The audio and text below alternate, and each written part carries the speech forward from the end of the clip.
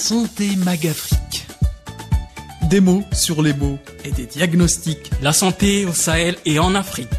Maladies, Traitements, soins, protocoles, prévention. Un check-up hebdomadaire de l'actualité médicale en Afrique. Ifriqiya FM. Votre bien-être santé. Santé Magafrique. Bonjour à toutes et à tous, Samar Hamadi à l'antenne. Soyez les bienvenus dans Santé Magafrique, votre rendez-vous santé sur Ifriqiya FM. Aujourd'hui, nous parlons d'un sujet brûlant au sens propre comme au figuré, les canicules et les risques sanitaires en Afrique. Les vagues de chaleur s'intensifient, les records tombent et derrière ces températures extrêmes, ce sont nos corps, nos systèmes de santé, nos habitudes qui sont mises en danger. Pour comprendre les conséquences sanitaires et surtout les moyens de se protéger, nous avons le plaisir de recevoir le docteur Idil Betam, spécialiste des maladies transmissibles et des pathologies tropicales émergentes. Bonjour docteur, merci de répondre présent à notre invitation. Bonjour. Ça va docteur? Comment va la santé surtout? Ça va. Tout dépend de l'Afrique. Ah oui, la santé africaine d'abord. C'est tout ce qui compte. Oui. Et la première question, docteur Bitam, pour bien situer le sujet, quand on parle de canicule, scientifiquement, qu'est-ce que cela signifie? Très bien. Donc on désigne le terme canicule, c'est un épisode de température élevée qui dure plus de 3 jours, que ce soit le jour ou la nuit. D'accord. Donc après, tout dépend de la localisation géographique. Des fois, il y a beaucoup plus d'humidité que d'autres. Ça peut générer aussi des incendies. Donc ça va augmenter encore plus les températures, qu'on appelle les températures naturelles. Voilà, donc c'est ça la définition rapide d'une canicule. Vous l'aviez bien précisé, donc une canicule, ce n'est pas simplement avoir chaud, c'est un phénomène prolongé. Bien sûr, c'est un phénomène naturel. Est-ce que l'Afrique est particulièrement, on va dire, vulnérable face à ces vagues de chaleur? Tout dépend, c'est ce que j'ai dit, effectivement, tout dépend de la position géographique. D'accord. Là où il y a beaucoup d'eau, il y a beaucoup de lacs, il y a beaucoup de savanes, etc. Donc il y a plus d'humidité. Donc du coup, lorsqu'il s'agit d'une température plus de 30 degrés par exemple, on la sent vraiment bien. Par contre, il y a des zones où c'est sec. Donc, quand on parle par exemple des zones ou des régions sahéliennes et nord-africaines. Ça c'est sec. Donc, c'est des zones sèches, c'est-à-dire qu'on supporte facilement les températures qui peuvent aller jusqu'à 40 degrés. D'accord. On ne supporte pas trop. Après, c'est question de la population. Lorsque la population s'adapte à des fortes températures, donc on ne peut pas parler de canicule dans des zones vraiment où le climat est sec. Et on parle beaucoup plus de climat humide et subhumide. Nos villes aussi, on va dire nos grandes villes Exactement. en Afrique subissent ce qu'on appelle les îlots de chaleur urbains. Est-ce que ce phénomène, on va dire, aggrave les risques sanitaires? Exactement. Donc il y a la promiscuité des populations, c'est-à-dire qu'il y a une densité de population qui est très importante, très concentrée dans un lieu donné. Donc là, ça peut générer des petits conflits, malheureusement, lorsqu'il y a un manque d'eau. Ça veut dire un manque d'eau, c'est-à-dire malheureusement lorsqu'il y a des chaleurs caniculaires, le gouvernement, généralement, tous les gouvernements qui se respectent, à titre préventif, on limite l'approvisionnement en eau. C'est-à-dire on ne sait pas est-ce que c'est des canicules qui vont rester avec le temps, ou bien c'est des canicules qui sont limitées dans le temps. Et donc il faut prévoir une certaine réserve en eau. Les sécuriser. Il ne faut pas tout les gâcher vers les 3 jours, etc. Parce qu'après, ça devient vraiment très dangereux et très difficile à régénérer. Donc, il y a aussi l'eau de boisson, la même chose. Donc, l'eau de boisson, bien sûr, lorsqu'il y a une canicule, on consomme beaucoup plus l'eau. Donc, les familles consomment beaucoup plus d'eau. Maintenant, on consomme beaucoup plus de l'eau minérale ou bien l'eau des puits, etc. Qui sont bien sûr contrôlées. Il faut faire attention. C'est ça. L'eau des sources, il faut que ça soit aussi contrôlé par les autorités. Il ne faut pas prendre de l'eau comme ça directement sans qu'on voit ce que c'est de l'eau de consommation. Et malheureusement, ça peut générer des conflits interhumains. Voilà, c'est-à-dire, le premier venu va acheter les fardeaux, le dernier, malheureusement, ne se retrouve pas.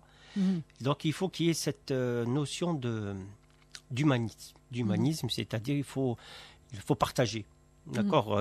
Par exemple, le premier qui a acheté 10 fardeaux, donc le dernier qui n'a pas trouvé, il faut qu'il partage. C'est ça. Il faut qu'il y ait cette notion de partage. Cette solidarité. De solidarité, ça va créer des liens. C'est très important par rapport à la population dans une lieu donné. Et concrètement, docteur, quels sont les premiers dangers pour la santé lors d'une canicule, notamment pour les personnes les plus exposées?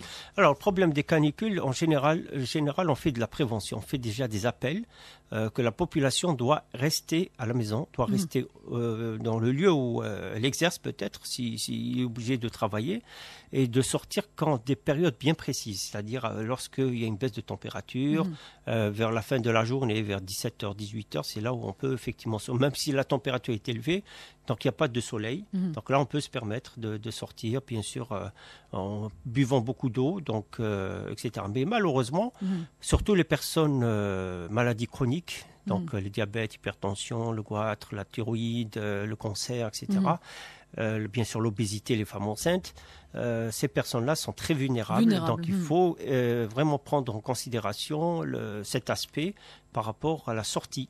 Ils ne doivent pas sortir, ils doivent toujours rester à la maison, soit climatiseur, soit bien sûr le ventilateur. Mais sinon, quels seront les premiers dangers sur C'est la ça, santé? justement. On parle par exemple de déshydratation. J'y arrive justement. Il y a aussi quelque chose qui est très important, c'est les personnes âgées, même s'ils sont en bonne santé, et les malades psychiatriques. Alors les malades psychiatriques, le traitement qu'on leur donne, malheureusement, ça ne leur donne pas envie de boire. Donc ils vont perdre la notion de boire de l'eau. D'accord.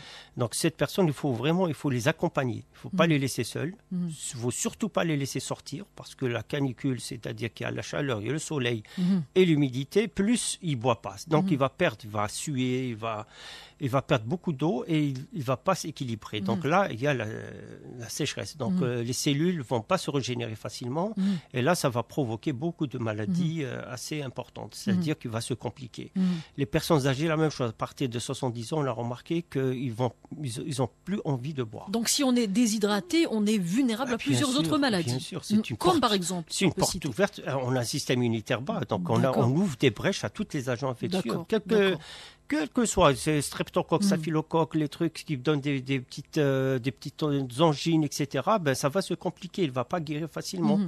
Et malheureusement, ça peut aller vers le cancer. Ça va développer vers le cancer parce que les cellules qui ne se développent pas facilement, donc malheureusement, ça peut créer une baisse de système immunitaire. N'importe quel cancer ou il y a des cancers spécifiques? Ça dépend. Il faut savoir que notre génome a été séquencé et malheureusement, on est tous prédisposés à faire un cancer. Après, tout dépend de notre environnement, de notre stress, notre climat, etc. Donc ça, c'est de l'épigénétique.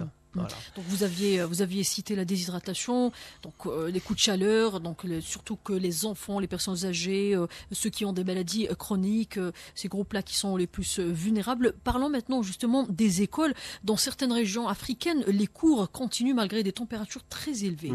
Existe-t-il des recommandations spécifiques, docteur, pour protéger les enfants en période de canicule? Bien sûr. Donc bien sûr, s'ils ne sont pas climatisés, il n'y a pas de ventilation, dans ce cas-là, il faut faut changer les heures. Les heures d'études.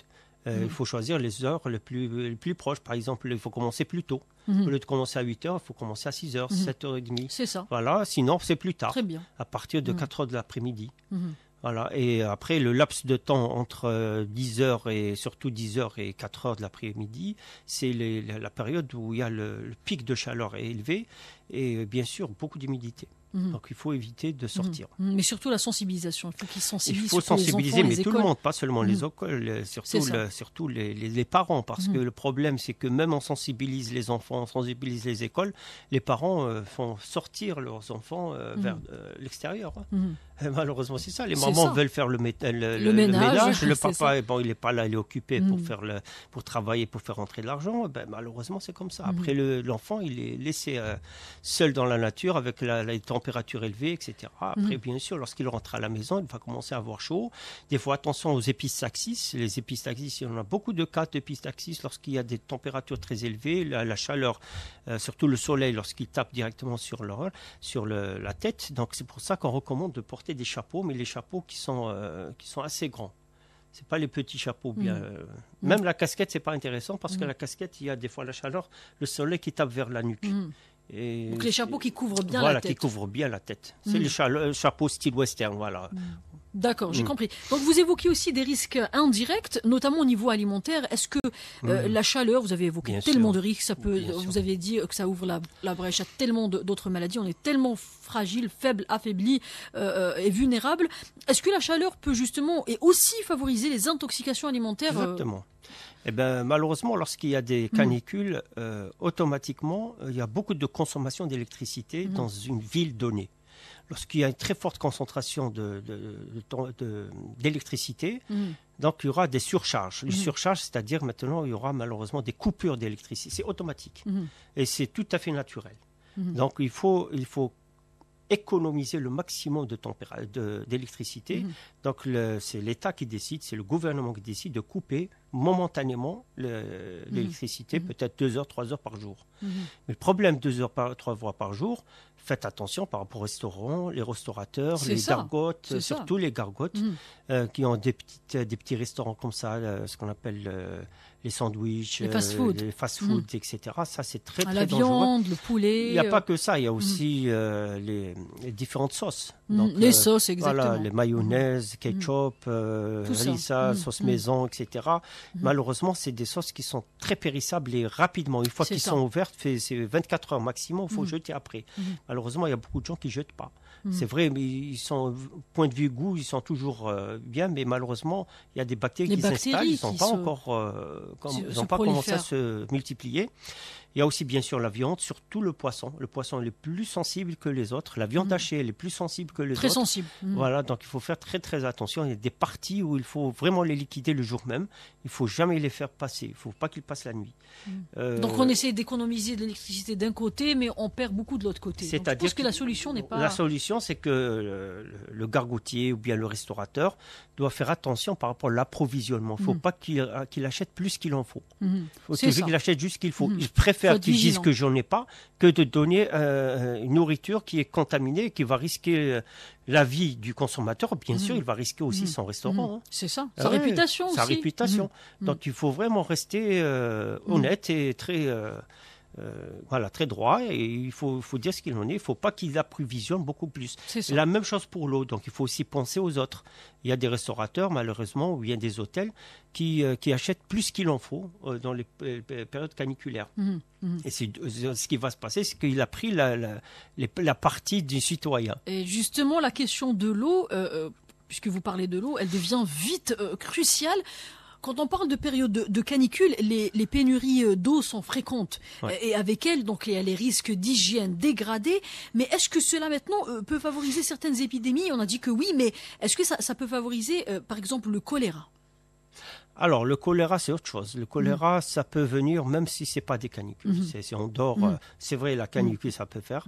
Parce que le problème, lorsqu'il fait très chaud, etc., et la chaleur commence, c'est-à-dire que ça nous a surpris.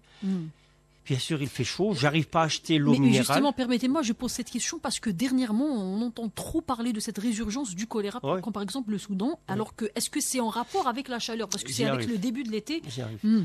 Donc, je vais parler dans le cas normal. Ensuite, je cadre dans le cas particulier. Donc, le D'accord. cas normal, c'est lorsqu'il fait très chaud. Pas forcément. Voilà, il fait très chaud, etc. J'ai trouvé l'eau de source ou bien l'eau de puits, surtout l'eau de source. Donc, l'eau, elle est limpide, très fraîche, etc. Vraiment, ça donne envie. On ne peut pas résister, on boit. Malheureusement, l'eau, on ne voit pas les bactéries. Ça ne se voit pas, Bien sûr. ça se voit pas à l'œil À nu. l'œil Donc, nu. c'est microscopique. Et c'est comme ça qu'on consomme beaucoup de bactéries, entre autres. Effectivement, nous avons le Vibrio cholerae, donc le choléra. Vous avez aussi l'Leptospire, qui est une bactérie plus dangereuse que le choléra parce qu'elle est mortelle et rapide. Mais là, malheureusement, c'est lorsqu'il y a des canalisations, des eaux usées qui sont en connectivité avec des eaux propres. Donc c'est ça où il y a effectivement les bactéries qui vont rentrer dans les canalisations des eaux potables et où la consommation des populations est dangereuse. Le deuxième volet, c'est le volet où il y a des guerres, où il y a des problèmes C'est ça. de conflits, etc. Donc il y a la migration des populations ça. vers une autre région. Et la région là, malheureusement, où il y a un manque d'eau. Donc c'est de l'eau minérale, c'est de l'eau de puits, bien l'eau, je ne parle pas de l'eau minérale, pardon, c'est l'eau de source, l'eau naturelle où la population migrante va consommer. Et malheureusement, c'est de l'eau où les autorités n'ont pas le temps de vérifier ce qui sont propres ou non. Donc malheureusement, c'est comme ça que ça peut déclencher. Donc pratiquement, je ne vais pas citer les pays, mais on a 5 déjà pays africains qui sont concernés par les grandes épidémies de choléra. Et vous êtes également spécialiste des pathologies tropicales émergentes. Ouais. Est-ce que les canicules, on va dire les canicules combinées au changement climatique, on va dire, influencent l'émergence de nouvelles maladies ou le retour, parce qu'on en a déjà parlé, mais est-ce que ça influence aussi le retour de certaines maladies oubliées? Tout à fait. On parle déjà des zoonoses. Les zoonoses, c'est des maladies qui sont transmises à l'homme par le biais des animaux. On parle aussi, parce qu'il n'y a pas que les migrations de la population humaine, il y a aussi la migration des oiseaux, des rongeurs, etc., qui changent d'une région à une autre dû au changement climatique, c'est-à-dire que le climat il est très difficile à vivre. Donc il change carrément, donc il se déplace vers une autre région qui est plus ou moins vivable, ou bien plus vivable, ça dépend. Et malheureusement, lorsqu'il y a une pathologie donnée dans un pays donné, donc malheureusement, la migration de ces animaux donc, transporte aussi, disperse aussi les agents pathogènes. Je vais citer par exemple le West Nile virus, je vais citer par exemple les rickettsi, je vais citer les chlamydia. D'accord. Il y a beaucoup de maladies et les virus, les virus, ce qu'on appelle les arboviroses, qui sont transmis par les arthropodes, où on a par exemple les oiseaux migrateurs, c'est des réservoirs naturels, donc il y a même ce qu'on appelle des transferts, des dispersions intercontinentales carrément. Donc ils se déplacent d'un continent à un autre. Donc voilà, c'est ça le problème, c'est que c'est la dispersion de ces animaux qui font aussi la dispersion des agents pathogènes. D'accord. C'est pour ça qu'on parle de réémergence, parce que c'est un pays effectivement qui avait un certain période. Tout simplement. On l'a oublié, et bien ça revient grâce aux oiseaux migrateurs ou bien les animaux qui viennent d'un pays. Et parlons aussi des vecteurs comme les moustiques, docteur. On sait que leur prolifération dépend aussi du climat. Est-ce que les canicules ou les changements de température peuvent on va dire, favoriser la propagation de maladies comme le paludisme ou la dengue?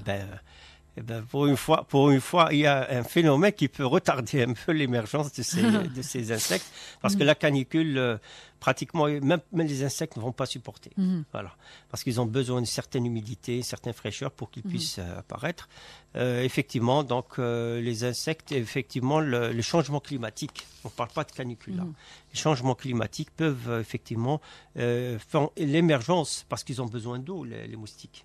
D'accord. Les larves, les nymphes, ils ont besoin d'eau. Lorsqu'il y a les canicules, ils vont assécher ces gîtes larvaires, et donc du coup, ils ne peuvent pas survivre.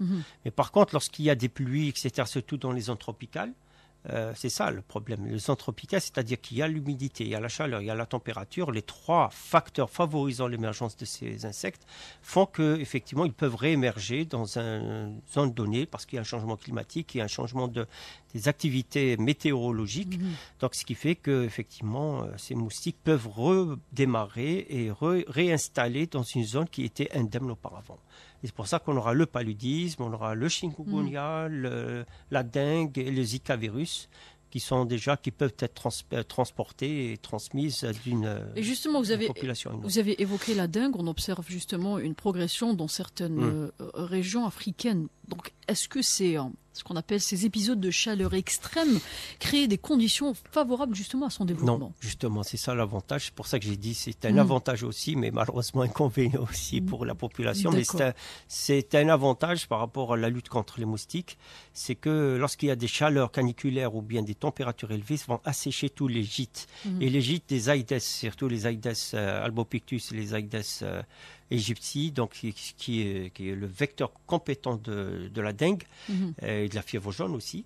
Donc c'est des gîtes qu'on retrouve au niveau des vieux arbres. Donc c'est des trous d'arbres. On l'a dit. Voilà, donc il y a l'émergence, c'est-à-dire il y a le remplissage de l'eau de pluie. Donc c'est les gîtes préférentiels, parce qu'il y a l'ombre, il y a la température, il y a tout ce qu'il faut, toutes les conditions, etc. Il y a aussi les débris. Des fois, on a des bouteilles qui se remplissent avec de l'eau de pluie, bien des bouteilles d'eau, des gobelets, etc. Donc ça, c'est des gîtes aussi potentiels pour ces espèces. Lorsqu'il y a des canicules, il y aura l'assèchement de cette eau, donc il n'y a pas d'émergence. Mais par contre, il faut faire attention, c'est que les œufs de ces Aedes, Aedes aegypti et albopictus, c'est des œufs qui sont très résistants. à la chaleur. Mhm. C'est-à-dire qu'ils peuvent, à la dessiccation aussi, c'est-à-dire qu'ils peuvent résister pendant 6 mois, jusqu'à 9 mois, à température, c'est-à-dire sans eau. Une fois qu'il y a les pluies qui reviennent à ce moment-là, donc dès que ça touche l'œuf qui est au niveau de la... C'est bon. Et ça redémarre. On a tout. Voilà. Mais certains aussi pensent que nous, en tant qu'Africains, nous sommes habitués à ce qu'on appelle tout simplement à la chaleur, la canicule. Mais est-ce que biologiquement, notre organisme peut réellement s'adapter à ces températures de plus en plus extrêmes? De plus en plus extrêmes. Ça dépend de la population, justement. Il y a la population vulnérable. Ils ne peuvent pas résister, malheureusement. On parle des malades psychiatriques, on parle des personnes âgées, on parle des maladies chroniques, on parle de l'obésité, des femmes enceintes. C'est les personnes vulnérables. Voilà, donc on a 5 catégories qui sont vraiment vulnérables. Là, il faut vraiment les suivre, les contrôler et les sensibiliser. Après, la population en bonne santé, oui, bien sûr, on s'adapte. L'homme s'adapte. C'est pour ça qu'il y a des populations qui vivent à 40 degrés Celsius, etc., sans problème. Il s'adapte, il est élastique. Mais après, ça prend du temps. C'est-à-dire, c'est pas tout de suite. C'est pas en 3 jours qu'on s'adapte. C'est question de mois, voire des années pour qu'on puisse s'adapter. Parfois des années. Voilà, un climat bien particulier. On arrive vers maintenant, en cas de coup de chaleur, que faire immédiatement? Donc, avant même d'attendre l'arrivée des secours ou de se rendre à l'hôpital.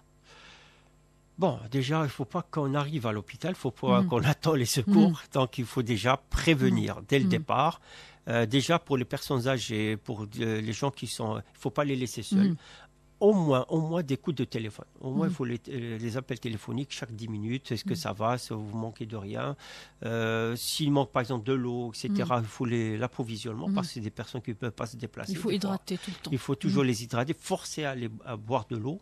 Même s'ils n'arrivent pas à boire de l'eau, peut-être des jus de fruits naturels, des soupes, si on peut prendre des soupes, etc. Ça, il faut du liquide. Il faut du liquide, etc.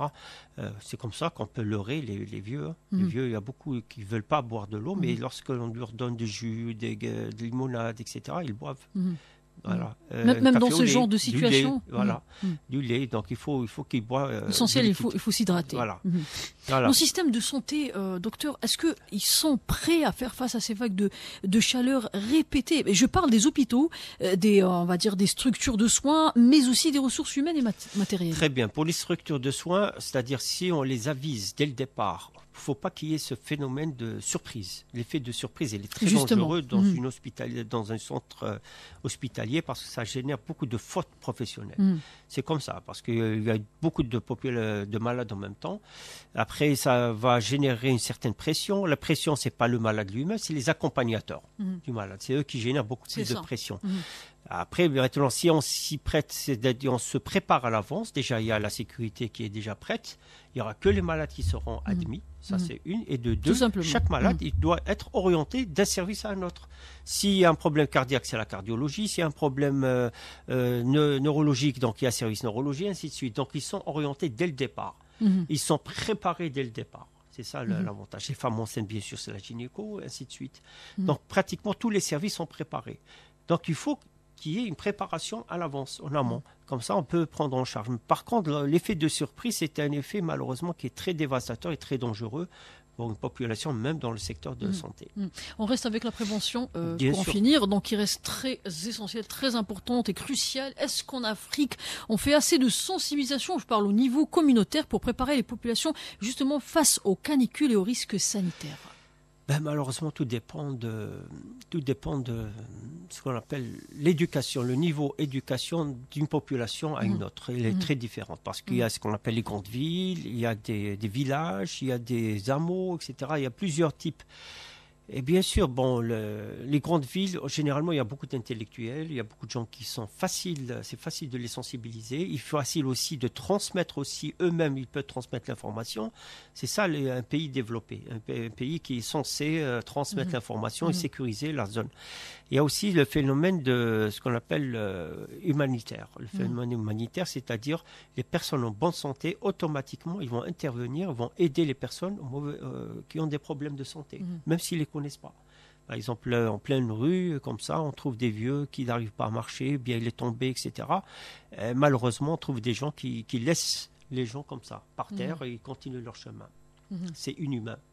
Mais ça existe malheureusement. C'est un phénomène et qui est devenue maintenant une réalité. C'est grave. Et oui, c'est une réalité, parce que voilà, c'est le problème, chacun son problème. Mais par contre, il faut avoir cet esprit humanitaire, cet esprit de partage et d'aide des personnes vulnérables. Très bon conseil, docteur. Et pour en terminer, en tant qu'expert des maladies transmissibles et des pathologies, on va dire, émergentes, pour en finir, quelles sont selon vous les grandes priorités pour renforcer la résilience sanitaire de l'Afrique face aux canicules? Très bien. Alors, lorsqu'il y a des canicules, il faut faire attention par rapport au déclenchement des incendies. Donc la première des choses, il faut essayer de voir avec les autorités, avec les propriétaires des grandes terres agricoles, des forêts, etc., d'essayer d'enlever les mauvaises herbes en printemps, avant l'arrivée de l'été. Comme ça, il n'y aura pas de risque de flamber, etc. C'est tout. C'est aussi simple que ça, c'est d'enlever les mauvaises herbes autour des maisons, etc., pour que les maisons ne soient pas touchées lorsqu'il y a des incendies. L'approvisionnement en eau. Lorsqu'il y a l'eau qui est présente, il faut faire le stockage des eaux. C'est très important. Et les eaux qui sont stockées à l'extérieur, il faut qu'ils soient bien fermés parce que c'est des gîtes larvaires pour les moustiques. Donc, il faut faire attention aussi par rapport aux moustiques.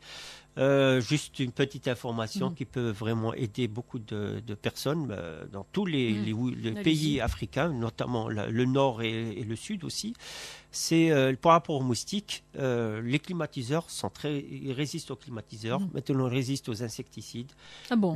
Oui, ils résistent aux insecticides. La meilleure lutte pour les moustiques, c'est les ventilateurs. Surtout pour les bébés, pour les femmes enceintes, etc. Vous mettez climatiseur, vous le branchez à niveau 2. Vous le mettez vers le bébé et vous allez ventilateur. Ventilateur, aussi simple que ça. Le vent, c'est l'ennemi juré de tous les moustiques. D'accord, mais pas le climatiseur. Pas le climatiseur, pas le froid. Alors ça, je l'ai appris aujourd'hui. Merci beaucoup, docteur Bitam. Merci pour ces éclairages précieux. Vous l'aurez compris, chers auditeurs, les canicules sont bien plus qu'une question de météo. C'est un véritable défi sanitaire, social et environnemental pour notre continent. Prévention, adaptation, renforcement des systèmes de santé. Les enjeux sont énormes, mais ensemble, ils ne sont pas insurmontables. Merci à toutes et à tous pour votre écoute. On se retrouve très bientôt dans Santé Mag Afrique sur IFRI FM.